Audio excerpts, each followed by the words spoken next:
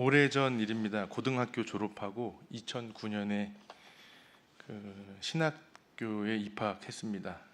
물론 그 사이에 음악 공부 좀 한다고 여기저기 학교를 좀 다니긴 했는데, 고등학교 졸업하고 10년 만에 정식 대학 공부를 시작하게 된 겁니다. 우리나라 겨울이 그렇듯이 폭설로 인해 마을버스가 다니지 못할 때가 종종 있죠.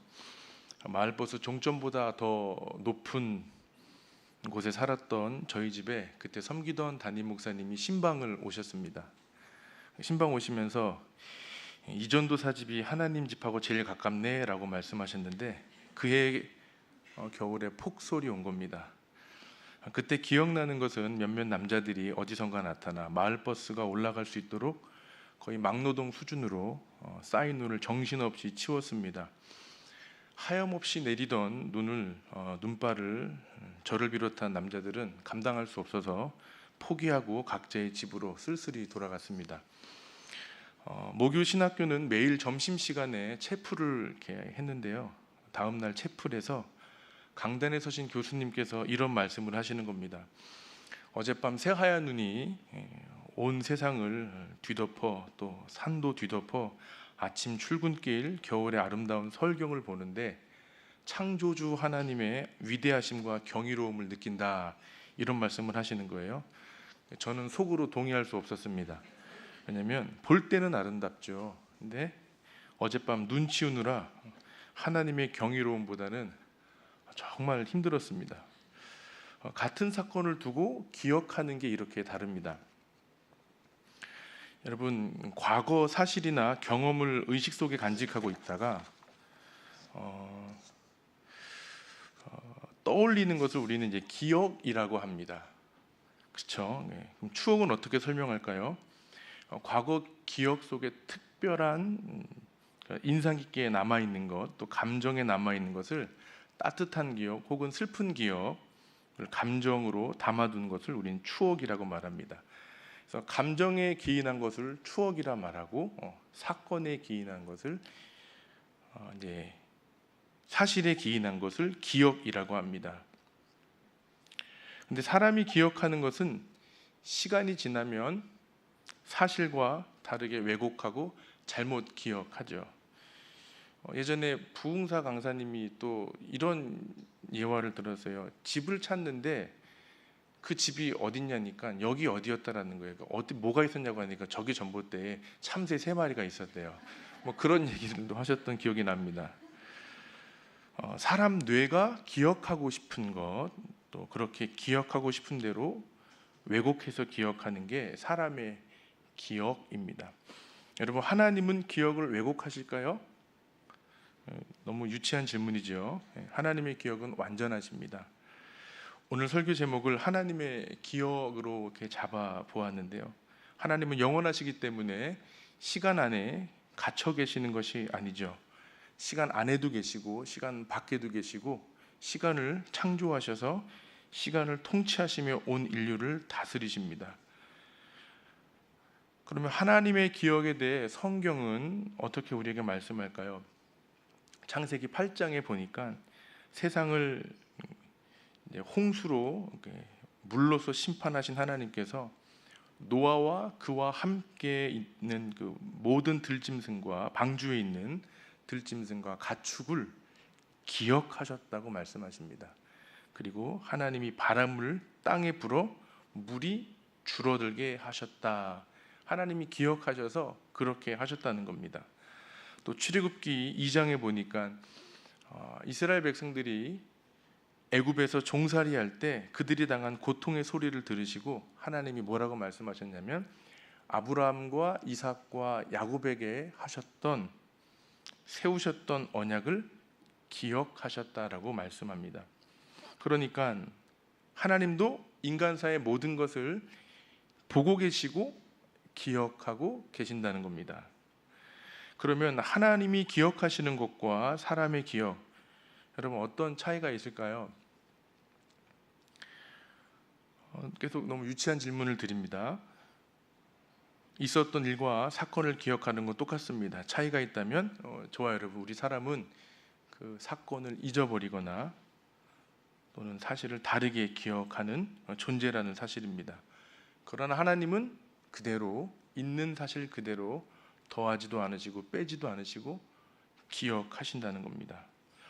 여러분, 한국 교회에 대한 하나님의 기억은 어떠실까요?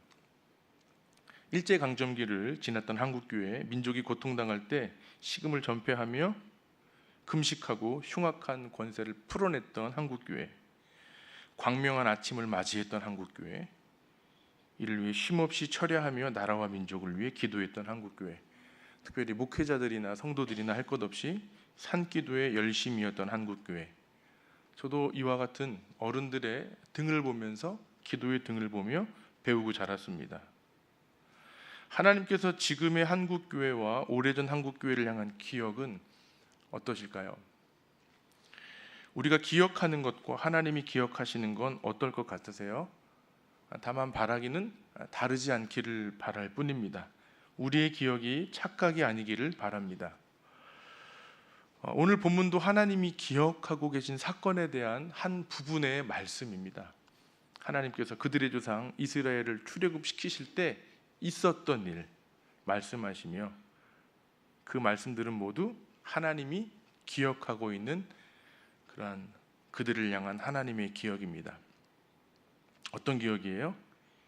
이스라엘이 행동했던 것에 대한 기억입니다. 여러분 10절 보시겠어요?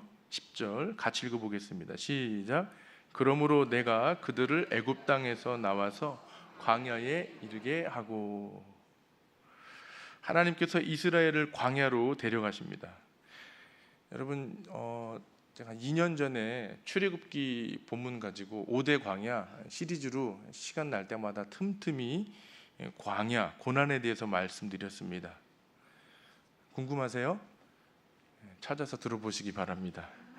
여러분, 광야는 사람들에게 관심 밖의 땅이죠. 낮에는 엄청난 열기로 뜨겁고 밤에는 살을 에이는 추위가 있는 광야입니다. 하나님이 그곳으로 인도해 가셨습니다. 그곳이 목적지가 아니죠. 애굽에서 약속의 땅으로 들어가기 전에 잠시 머무는 땅, 거치는 땅입니다. 요사이 온도가 내려가긴 했지만 올여름 낮 기온이 얼마나 더웠어요? 기본 30도는 웃돌았습니다. 많이 더웠습니다.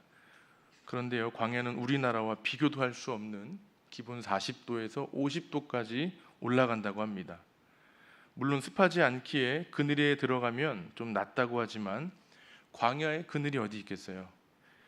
또 낮이 그렇게 덥다면 당연히 밤 온도는 일교차로 인해서 또 영하로 떨어지겠죠.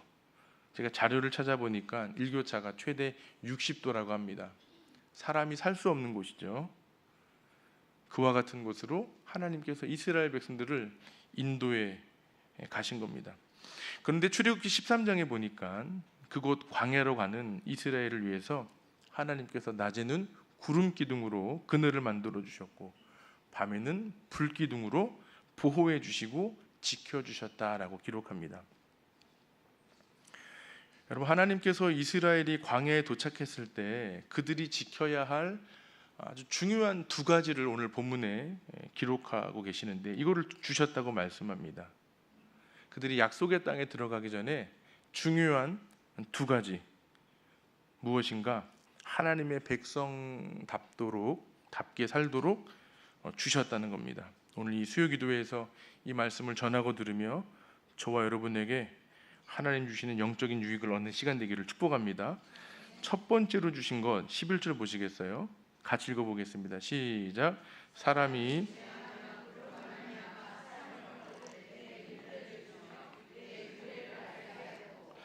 하나님이 이스라엘 백성들을 광야로 부르셔서 그들에게 첫 번째 주신 것은 율례와 규례라고 말합니다. 이스라엘 백성들이 지키고 순종할 율례와 규례입니다. 율례와 규례가 이제 비슷한 말이지만 단어가 다른 것처럼 차이가 있겠죠. 좀 설명드려 볼게요. 율례, 한자로 풀어보면 법률에 법식 예를 씁니다. 그러니까 율례는 하나님이 뜻하신 정하신 뜻, 하나님의 뜻입니다. 뜻이 있는 겁니다. 하나님이 새겨 놓으신 것, 이 뜻이죠. 하나님께서 이스라엘 백성들에게 언약하실 때 어디에 뜻을 기록해 주셨어요? 어디요? 예, 돌판입니다. 십계명이라고 말합니다. 하나님이 주신 율례에 백성들의 의견이나 또 생각을 거기에 반영할 수 없습니다. 여러분, 우리가 소통이 중요하다고 말하는데요, 맞습니다. 소통이 상당히 중요하죠. 소통 없으면 독재나 마찬가지입니다. 그리고 하나님도 성령 안에서 우리와 소통하기를 바라십니다. 그런데요, 율례로 주신 말씀은 소통하는 게 아닙니다. 기억하셔요. 신앙생활 하는데 하나님 주신 율례를 지키는데 우리의 생각이나 의견은 중요하지 않습니다. 소통이 뭐죠? 합의점을 찾는 거잖아요. 서로 의견이 다르면 맞춰가고. 근데 율례에는 합의점이 없습니다. 하나님 기록하신 말씀을 100% 순종하는 겁니다. 여러분, 예배를 합의점을 찾을 수가 있겠어요? 기도하는데 합의점을 찾을 수 있겠어요? 예컨대 이런 거죠. 제1계명 너는 나 외에 다른 신들을 내게 두지 말라. 여러분, 이 말씀을 한번 정직하게 대답해 보시기 바랍니다. 하나님보다 더 우선시하는 것, 하나님보다 더 중요하게 여기는 것, 우리는 이제 우상이라고 배웠어요.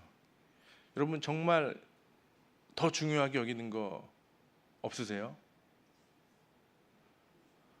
너무 빨리 대답하셨는데 좀 생각을 해보셔야 돼요. 너는 나 외에 다른 신들을 내게 두지 말라. 근데 우리는 설교를 들으며 또 이와 같은 질문을 주고받으면서 없습니다, 주님만 사랑합니다, 너무 쉽게 대답하지 않으세요? 하나님께서 당신의 독생자를 아낌없이 우리에게 주셨고 독생자를 죽이셨습니다. 왜요? 우리에게 생명 주시기 위해 당신의 생명을 죽이신 거예요. 그런데 우리는 제1계명인 하나님을 최우선으로 여기며 살아가는 것도 부담스러워합니다. 주님이 제1이 되는 것 당연히 알고 그렇게 말을 하는데 정작 결정할 때 되면 상당히 아까워합니다. 내 감정에 따라, 형편에 따라, 상황에 따라 하나님께 드리기도 하고 빼기도 합니다. 또요, 저와 여러분이 가진 게 많아요. 그래서 마음을 빼앗기고 그것들이 우리 마음에 다른 신이 될 만한 것들로 자리하는 게 너무도 많습니다. 하나님 말씀하시는 거예요. 그거 치워라. 우리에게 주신 율례는 하나님이 정하신 뜻입니다. 하나님이 성경을 통해 새겨 놓으셨어요. 율례를 잘 지키시기를 축복합니다. 보세요. 율례는 레위기에서 5대 제사에서도 분명하게 말씀하시죠. 이스라엘이 하나님 앞에 나오며 지켜야 할 예배 의식을 우리에게 주셨습니다. 여러분, 우리가 예배 기획하면서 예배 만들면서 이건 빼고 이건 넣고 기도가 너무 기니까 마치고 뭐 이런저런 얘기하지 않으세요? 그 근거가 어디에 있으세요? 잘 모르시면 목회자한테 맡기기를 축복합니다. 맡기셔요. 안다고 말씀하지 마시고 맡기세요. 그리고 믿음으로 예배하며 그 자리에 나오시기를 주의 이름으로 부탁드립니다. 정결법과 같은 음식법, 부정과 정결을 구분하는 기준 다 율례입니다. 아무도 여기에 자기의 생각을 첨가할 수 없습니다. 이 율례에 인간의 어떤 의견이나 생각은 끼어들 자리가 없는 겁니다. 하나님께서 첫 번째 이스라엘을 애굽에서 끄집어내셔서 광야에 데리고 오셔서 제일 먼저 율례를 주신 이유가 뭐예요? 율례가 이스라엘 백성들을 거룩하게 하기 때문입니다. 여러분, 저와 여러분 신앙에 우리의 거룩함을 흐리게 하고 우리의 거룩함을 부정하게 하고 우리의 거룩한 마음을 하나님 앞에서 저버리게 하는 것들은 다 치우셔야 돼요. 이렇게 무엇이 됐든 치우셔야 됩니다. 거룩을 지키는 데 율례는 가장 중요한 기준입니다. 하나님이 정하신 법칙, 인간의 생각이 필요 없는 하나님의 율례, 이걸 출애굽하고 광야에 도착했을 때 가장 먼저 주신 것입니다. 그 율례를 주시면서 규례도 주셨어요. 규례도 한자로 풀어보면 법규, 같은 법규인데 또례도 율례를 같이 써요. 근데 법식례라는 말을 씁니다. 무슨 얘기냐면 율례가 하나님과의 관계를 말하는 것이라면 규례는 사람과의 사이에 지켜야 할 도덕과 법칙, 그렇게 설명드릴 수 있겠습니다. 규례는 이스라엘 백성들이 서로 간에 지켜야 할 약속입니다. 사람과 사람 사이의 규칙으로 주셨어요. 규례는 일상에서 마땅히 따라야 할 도덕과도 같은 규칙입니다. 여러분, 우리가 신앙생활하면 교회 안에서 서로 죄는 아니에요. 그런데 지켜야 할 약속들이 있어요, 없어요? 있습니다.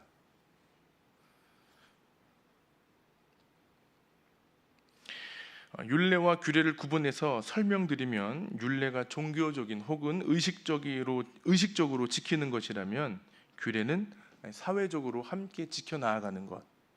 그래서 율례가 절대적인 순종이라면 규례는 상황에 따라서 이렇게 해석할 수 있고, 또 율례가 하나님과의 관계 안에서 나타난다면 규례는 이웃과의 관계 안에서 나타나는 것입니다.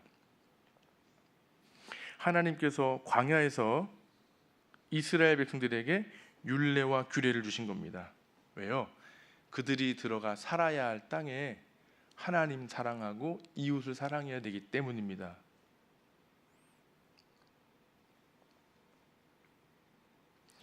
약속의 땅에 들어가서 하나님 말씀으로 그들의 삶을 예배와 거룩한 신앙으로 서로 사랑하며 잘 지켜나가야 되는 것입니다.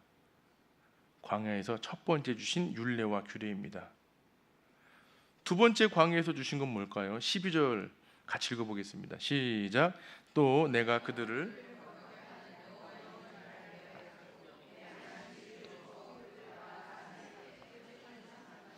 뭐 주셨다고 나와요? 안식일입니다. 누구의 안식일이라고 말씀해요? 내 안식일, 하나님 겁니다. 우리 거예요? 내 안식일이라고 말씀합니다. 하나님 것입니다.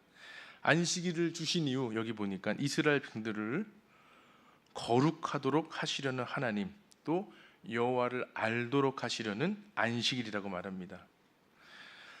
안식일은 주님 앞에 나와 제사하고 세상의 모든 분주함, 그 시선으로부터 하나님께 시선을 돌리는 이 거룩함을 나타내는 날이라고 말하는 것이죠.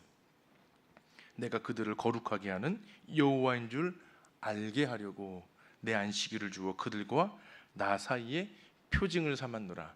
그러니까 안식일은 표징입니다. 안식일은 눈에 보이는 거예요.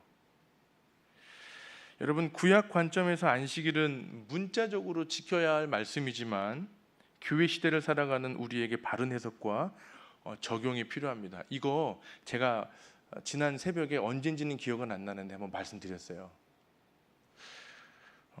주일과 안식일의 차이를 다시 한번 좀 말씀드려보면, 우리는 안식일을 지키는 게 아니죠.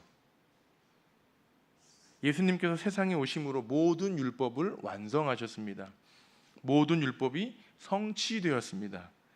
그러니까 율례와 규례로 지켜야 할 모든 율법을 예수님께서 하나님 사랑, 이웃 사랑으로 온전히 이루어 주셨습니다.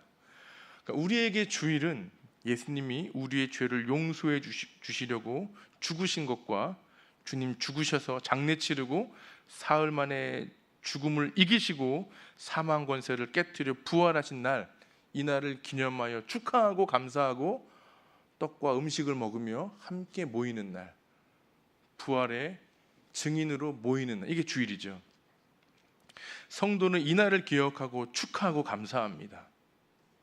주일은 구약에 지켰던 안식일의 의미와 정신을 기억하며 함께 예배하는 날입니다. 그러니까 방금 말씀을 재해석해 보면 이런 거죠. 내가 또 내가 그들을 거룩하게 하는 여호와인 줄 알게 하려고 내 주일을 주어 그들과 나 사이에 표징을 삼았노라. 여러분, 주일을 내 걸로 여기셨어요? 하나님의 것으로 여기셨어요? 빨리 대답하시면 안 된다니까요. 잘 생각해 보세요. 3일 전, 지난주 내가 하고 싶은 대로 쓰셨어요? 주님이 원하시는 대로 쓰셨어요? 하나님이 우리가 지켜야 할 율례와 규례, 안식일을 주시면서 우리가 하는 행동을 주님이 다 기억하십니다. 오늘 설교 제목이 뭐죠? 하나님의 기억이에요. 하나님이 다 기억하십니다. 여러분, 지난 주일날 우리 오래간만에 만난 분도 계시겠지만 주일날 뭐 하셨어요? 어떻게 쓰셨어요?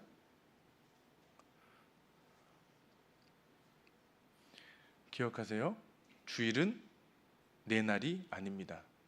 내 마음에, 내 육신의 정욕대로, 내 안목의 정욕대로, 내 이생의 자랑대로 하고 싶은 대로 시간을 쓰는 날이 아닙니다. 하나님 보신다니까요. 어떻게 하시겠어요? 구역장님들, 주보안 보시면 안 나온 교우들 있잖아요. 전화하시고 찾아가시는 겁니다. 할렐루야. 그날이에요. 우리가 이 땅 살다가 주님 부르시면 다 낙원으로 갑니다. 아멘이시죠? 우리 모두 낙원으로 갈 것입니다. 그리고 주님 재림하실 때 주님과 함께 이 땅에 내려와 부활의 영생체의 몸을 입고 천국으로 올라갈 거예요. 새 예루살렘으로 갑니다. 천국은 예수님의 피로 죄 용서받은 성도가 가는데, 주님 부르시기 전까지 이 땅에서 뭐 연습하시는 거예요? 율례 지키는 거 연습하고 규례를 지키며 안식일 이 한 날 율례와 규례를 쏟아붓는 겁니다. 할렐루야. 내 마음대로, 내 하고 싶은 대로가 아니라, 여러분 주일을 한번 기도해 보세요. 주님, 제가 주일을 어떻게 쓰기를 바라세요? 성령께서 가르쳐 주세요. 떠오르게 하세요. 기억나게 하세요. 이런 적이 있습니다. 전에 갑자기 어느 집사님이 생각이 난 거예요. 그래서 종종 있는 일이지만 전화를 해서 다른 얘기 안 해서 제 마음에 감동 주시는 대로, 집사님, 하나님이 집사님 많이 사랑하신대요. 끊을게요. 툭 끊었는데 돌아오는 피드백, 그분이 교회를 옮기려고 그랬대요. 너무 힘들어서, 마음의 상처가 너무 커서 교회를 안 나가려고 했대요. 근데 그 순간 갑자기 목사님 전화해가지고 하나님이 너무 사랑한다고 그 말씀이 너 교회 옮기지 마, 그렇게 들렸다는 겁니다. 기도해 보세요. 성령께서 가르쳐 주십니다. 저와 여러분에게 율례를 주셨고 규례를 주셨어요.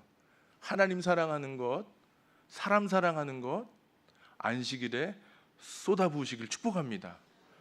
주중에 할 수 없잖아요. 바쁘시잖아요. 열심히 사신다고 힘드시잖아요. 주일날 오셔서 그 사랑을 잘 풀어내시길 부탁드립니다. 여러분, 율례와 규례, 안식일의 의미와 정신을 기억하고 주님 앞에 살아가면 하나님이 기억해 주세요. 주님이 기억하시는 기억은 틀림없습니다. 우리가 아는 것과 지키는 건 하늘과 땅 차이예요. 100개의 성경 구절을 알고 100개의 성경 구절을 암송하는 것보다 한 구절 한 말씀 순종하는 것이 더 귀합니다.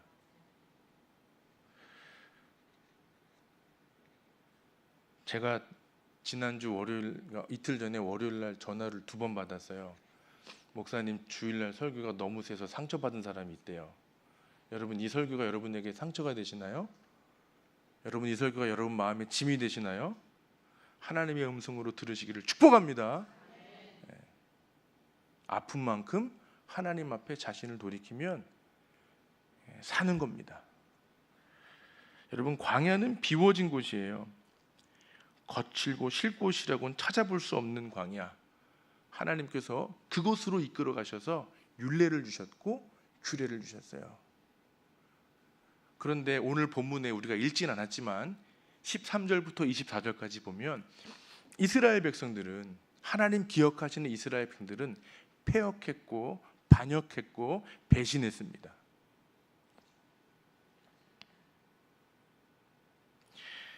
하나님께서 따뜻한 추억을 우리를 통해 하나님 그분 마음에 하나님의 그 따뜻한 추억이 담기시도록 우리가 율례와 규례를 순종하며 예배 안에서 거룩한 공동체 안에서 잘 세워가면 하나님께서 가만히 계시겠어요?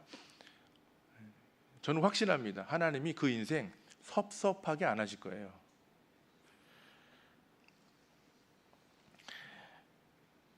이 땅에서 하나님 말씀 잘 순종하고 이웃을 사랑하고 하나님 예배하는 거룩한 삶으로 살아가는 것, 인생 광야, 우리를 부르실 때 하나님이 우리에게 원하시는 것인 줄 믿습니다.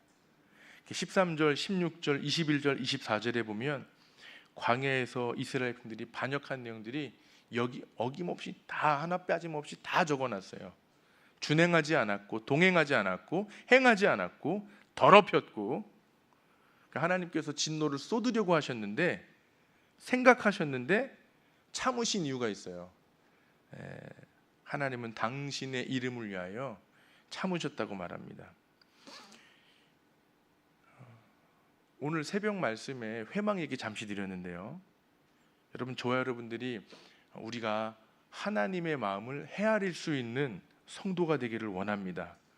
하나님 마음 헤아려 드리면서요, 아이고 하나님 화나실 만하네요, 이렇게 주님께 말씀도 드리고 하나님의 노를 덜어드리는 저와 여러분 되기를 축복합니다. 우리가 주님께 얼마나 많은 보탬이 되겠어요. 그런데 오늘 본문에 보시면요, 이 얘기를 하나님이 누구와 하시는가, 누구에게 이 마음을 털어놓으시는가? 에스겔에게 말씀하시는 겁니다.